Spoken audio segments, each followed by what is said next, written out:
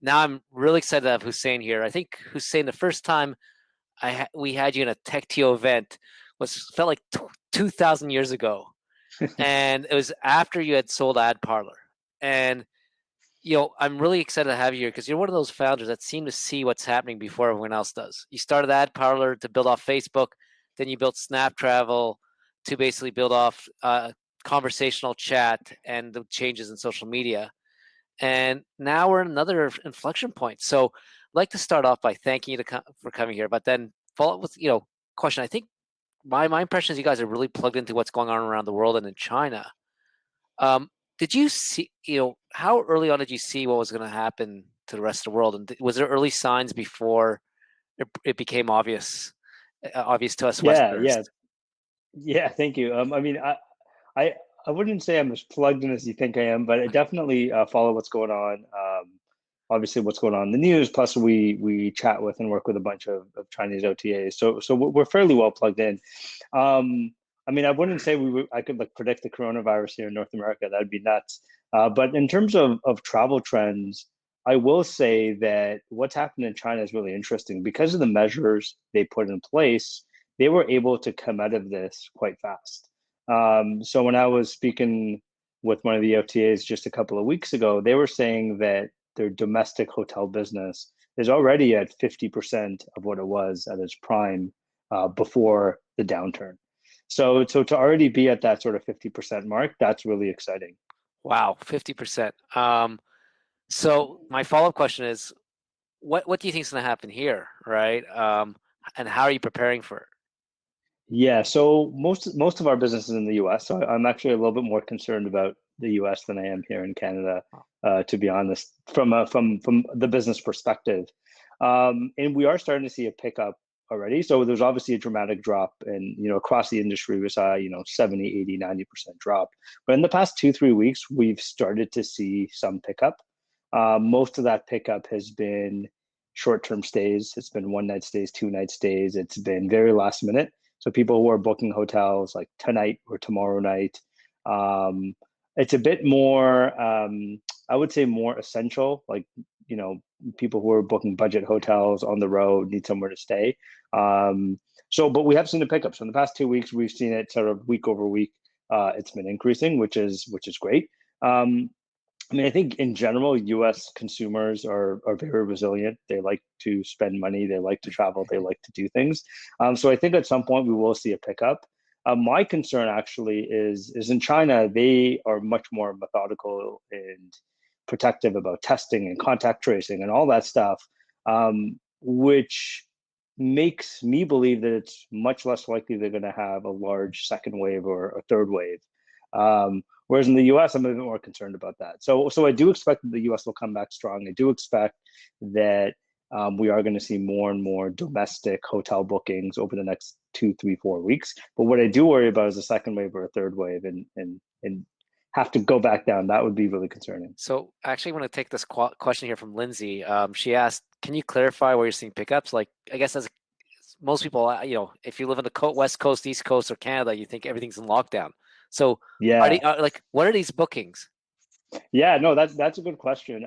So like I said, lots of sort of motels, 2-star, 3-star, roadside, middle of the US, like not much on sort of obviously nothing in Vegas, right? Not in New York, not in California, but you're seeing some bookings in Texas and you're seeing some bookings in other states and smaller cities. There's a lot of smaller cities who are not really locked down, Yeah. which is surprising, but yeah, so it's probably smaller cities, middle of the states where you're seeing this pickup. Yeah, Texas reopened officially on Friday, I think last week. I have a couple of friends that sent me a lot of pictures. Back to normal. How Yeah, about and we're seeing surgery. Even just this past weekend, we saw. I mean, our this past week we saw our biggest day in the past 3 weeks because, huh, or the past month, 2 months, I would say, because there's been this pickup and people are anxious to start traveling again, at least domestically. and are you seeing any difference in how people actually book or use interface? Because you were ahead of the game in conversational, and are people scared to touch their devices? Or is there any noticeable difference? Well, there's definitely more of a focus on refund policy. So, I mean, obviously, if you're booking that night or the next night, that doesn't really matter. Generally, like you need to stay there, you're booking, you're going to stay there. But anytime we see bookings that are further out, so you have 0 night, 1 night, you have a ton of bookings. Then that sort of middle ground from like days 2 to days 30 or 60, there's a lot less bookings than normal because people aren't really doing that. But then 60 plus, we're seeing a pickup in bookings, but only in cases where there's more flexible refund policies. Okay. And so you see some bookings, coming back. You worried about second, third, fourth, fifth wave, Yeah. everyone from the middle of the states affecting everyone on the West Coast. How do you keep your team motivated and focused throughout this? Yeah, so that's a really good question. So we've done a few things. First of all, as a company, we've done some restructuring and we decided to stay very focused on the core business. So if could be doing. There's hotels, there's domestic hotels, there's localization projects, there's flights, there's we're dabbling in testing and tickets, tours, activities, car rentals. There's all these different things that are always going on. And I think most companies are like that, right? You Yeah. spend some percentage of your time focusing on your core business, and you spend some percentage of your time focusing on things that are going to happen in the future, thinking about future growth. So one of the things we decided to do is actually pare down a lot of that stuff. And not to say that we're completely compromising future growth, but a lot of the projects where it was a bit more of this may work out, this may not work out. It's a bit more of a moonshot type of project. We're just saying, okay, let's pare all that stuff Mhm. back down and just stay focused on the core business. And what that does for the team is it allows the team to stay focused on what matters.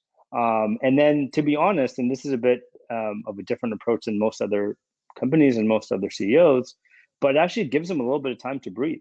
Because if you looked at most people's calendars before COVID, they were in like back to back to back meetings, 10 meetings back to back.